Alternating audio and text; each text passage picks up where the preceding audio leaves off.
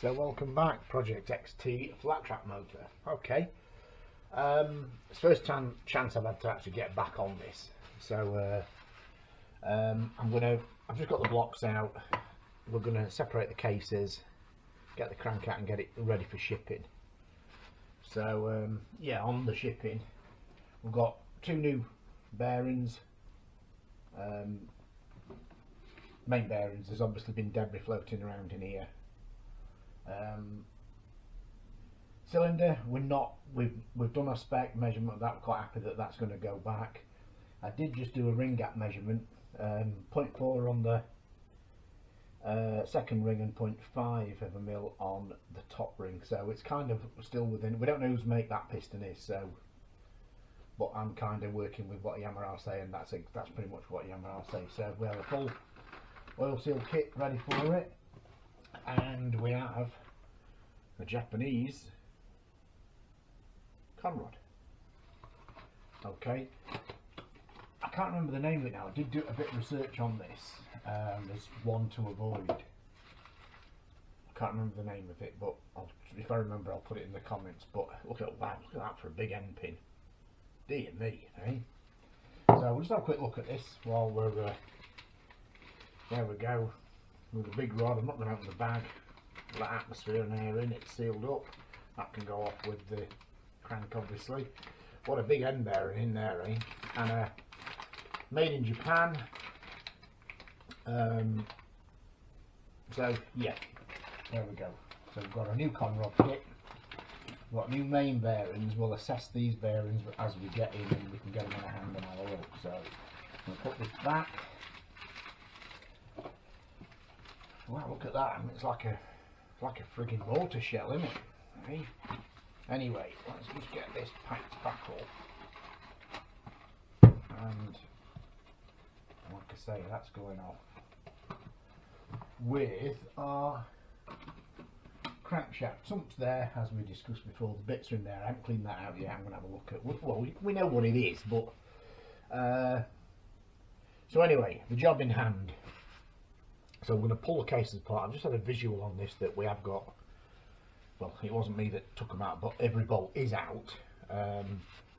Just make sure that one hasn't been missed, and it hasn't. So so yeah, all the bolts are out. I might just give that a little bit of a warm up in there with this little blow lamp, just to try and put a little bit of heat in that outer bearing, just to help us get it off the crank. So yeah, so I think we'll proceed now to get the cases apart.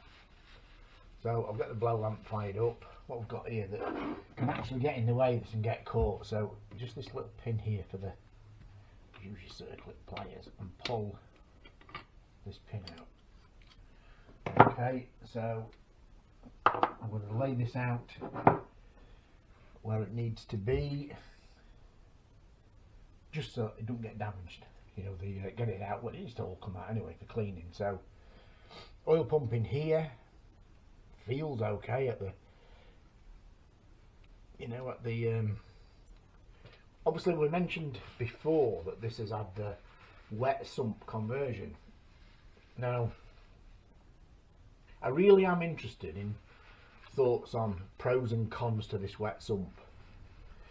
I know one of the pros obviously is you'd have to run an external oil tank, so there's the absolute obvious one there, that there's no external oil tank to worry about.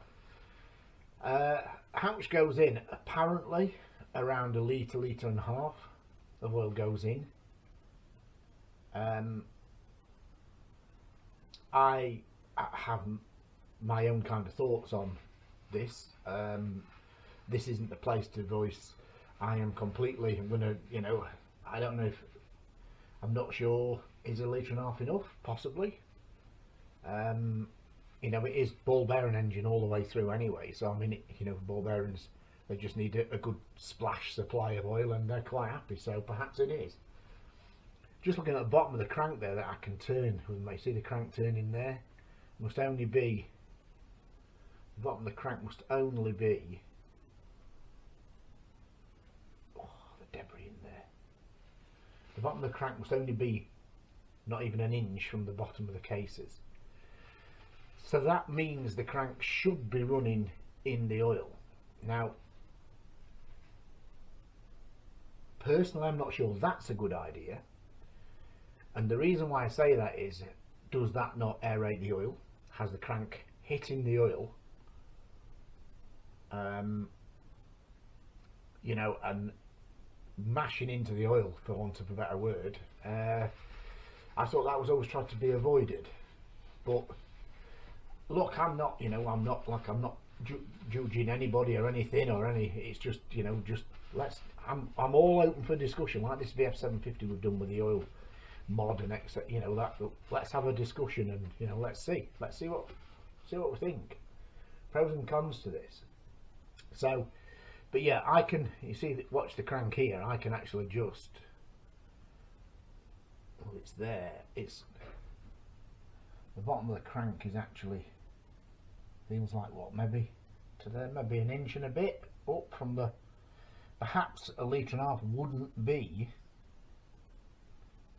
It may be a litre and a half and the crank isn't hitting it. I don't know. But hey, look, you know, I think general rule of thumb is that you don't really want the crank hitting the oil. You know, in the storage, the crank's always lifted above the sump, so it doesn't actually hit the oil in the sump. So that's what I was always led to believe. Listen, I'm all ears on anyone else's. So anyway, but this engine is what it is, and as soon as we can get it apart, we can have a look at kind of what's been changed and what's been altered. So, with no further ado, as they say, let's get the cases apart. Right, I'll get the plastic wedges. No, I can just put a little bit of upward force with wedges, you know, while you're warming that, and all it is there's absolutely no damage to the cases whatsoever. They just lift with the plastic wedges.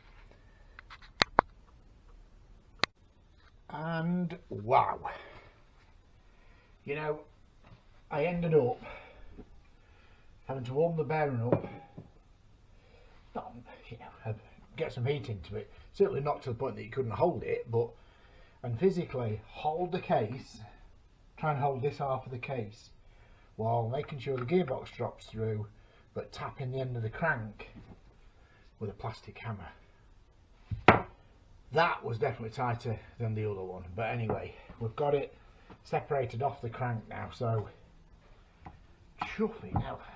Right, always a key point here now is looking immediately whether there's shims.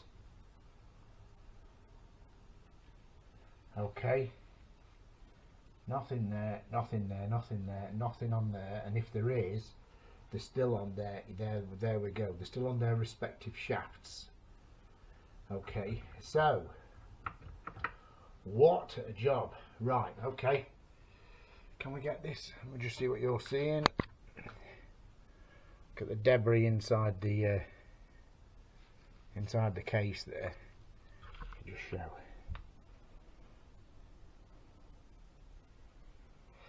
So yeah, so put that down, and I've got another hand free. What I'm going to do, just give me a minute, I'm going to move it along and we've got a bit more room then. Wow, that was, this rubber one went up to it. I needed a little bit more, which was the plastic one. So, blow lamp, you've done your duty for today.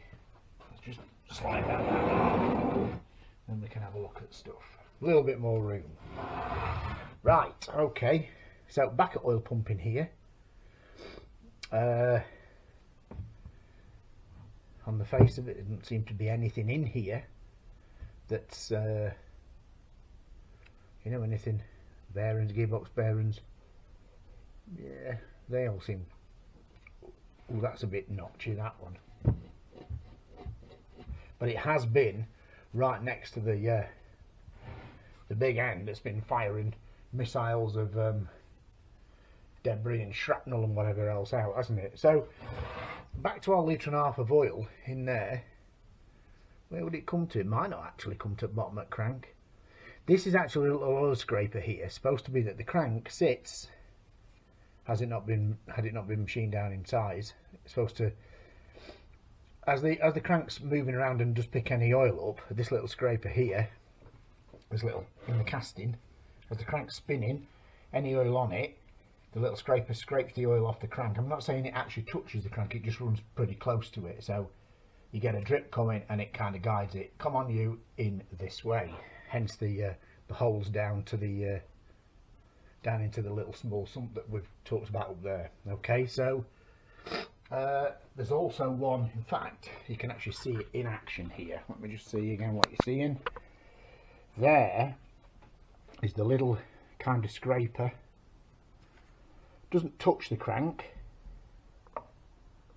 but as the crank is going around with oil on it, it would scrape the oil off,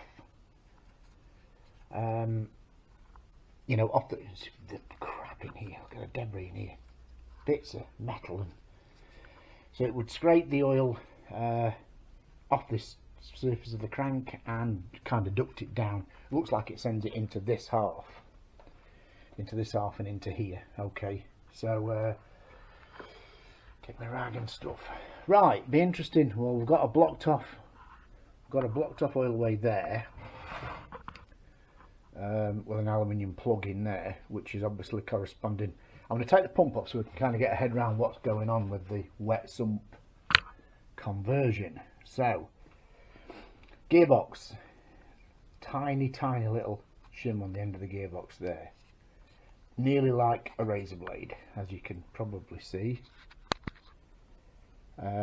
So maintaining that everything, there was no report of any gearbox problems whatsoever, you know, when it's obviously a big end fault, a failure. So so yes, right, I think we'll proceed to take the gearbox out as a lump. Well, what generally I do with this is pull this, he says, move it away, slide this pin out, move that one away, and then you can lift the selector drum out. Okay, so selector drum out, and then we can move that fork. Don't look too bad on the face of it, that fork.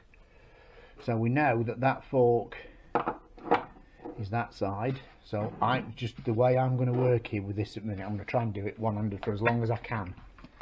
Okay, now there are the two forks there. I don't want them going off the shaft. There is a little circlip on there, and it's that way around. So that's down and that's down. Okay, and that leaves us now with our two shafts that I'm going to have to put the camera down now for this, so just bear with me a minute.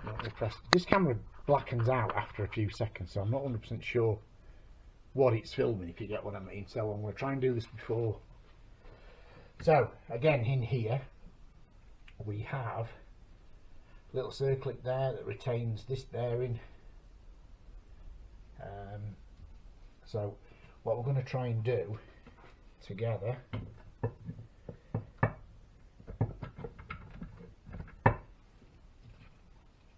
he says it's alright, it's just this little friendly fella here that perhaps he wants a dose of the rubber mallet. Let me get the crank out. I could do this out first, to be fair.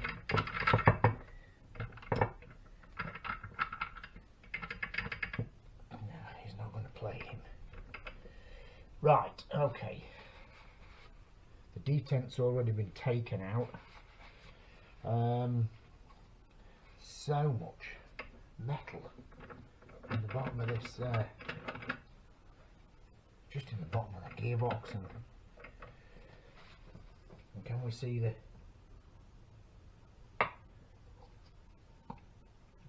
Get round to.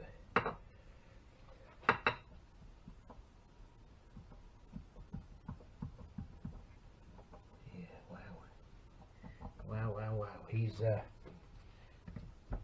I get this one? Will it come through this bearing on its own? Does he want a dose of the rubber mallet as well? Possibly. Right, I'm going to get set up with some wooden blocks now for this. Because you get wooden blocks underneath it and then we can just slowly tap there until the gearbox comes out in my hand. So, right, bear with me.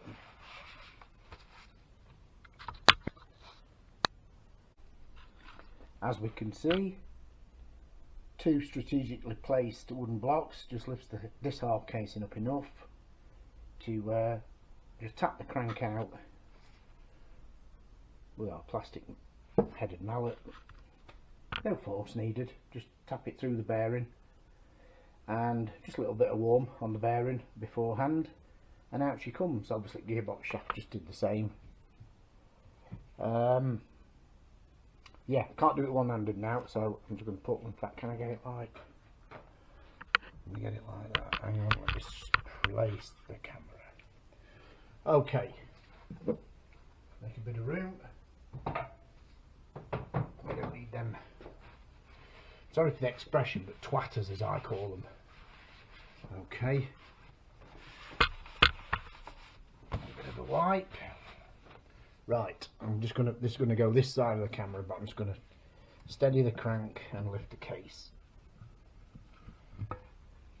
There we go. Right, I'm just gonna put the case there, down behind it for a minute. Just have a look at the crank.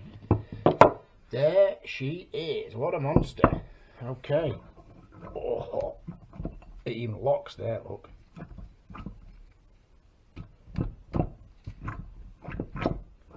Wow. Wow, oh wow.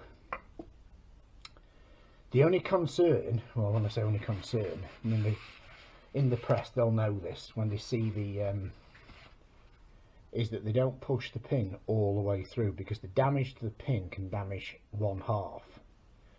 Obviously, if you follow me with this, I'll come back to the gearbox in a minute.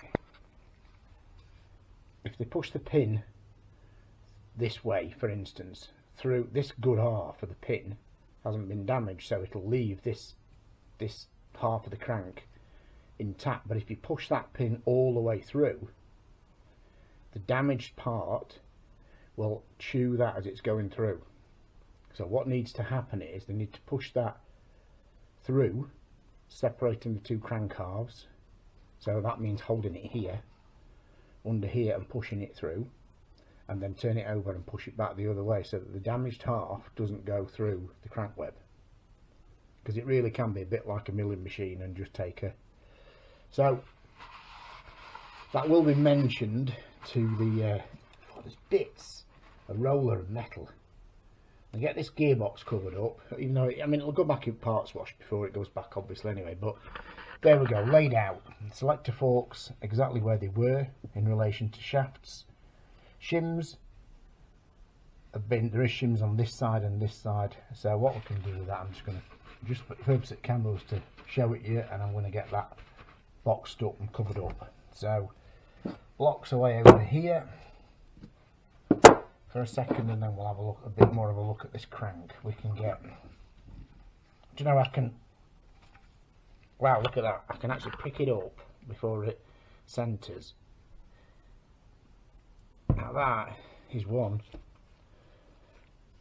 They don't feel bad then, but they look old, you know, that main bearing. But yeah, they look old. So anyway, I'm gonna have to get my bearing puller on that and get that bearing off. So blocks out the way. Again, there's bits of really sharp roller bearing everywhere. I mean, we know we've got a failure, but what we'd kind of like to know is how it failed. And has that ever had one on there before? Because that pin looks slightly proud there. Not that it's, don't get me wrong, but it just makes you wonder if somebody's actually put one in before. I don't know. Who knows? Who knows, as they say. Right, let's just carefully not cut ourselves on all these little sharp bits of big end bearing that are dropping out. I don't think it would be long before that was going to let go and chuck that rod out through crankcases, to be quite honest with you. But I think the rider owner caught it just in time. So the way that, I mean, look, under its own weight, it won't rotate. You know, so yeah, I think you get the gist. So anyway, right. Pull that there for a minute. Let's move this way and then we can look at these cases. Let me just check again what you can see. Look that way, we can see everything. Right, loads of little bits of metal on there. Let's have a look. Wow.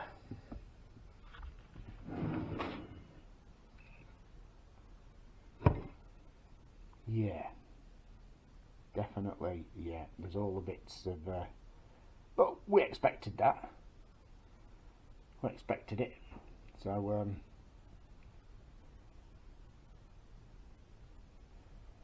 so no, there doesn't look anything sort of wrong on the face of it. Notice the cast-in steel or cast iron, whichever it may be, but at the point of casting the cases, the main bearing's actually got like a cast iron or a steel liner in it, which they then machined. Rather than just sitting in aluminium, the bearing's actually sat in a steel case that you can see there. So anyway, I think that about sums that up for the minute. It's time to clear up, box everything up in boxes and rags and stuff, so that when I get it back out again, I know exactly what we've got and everything's in the right place.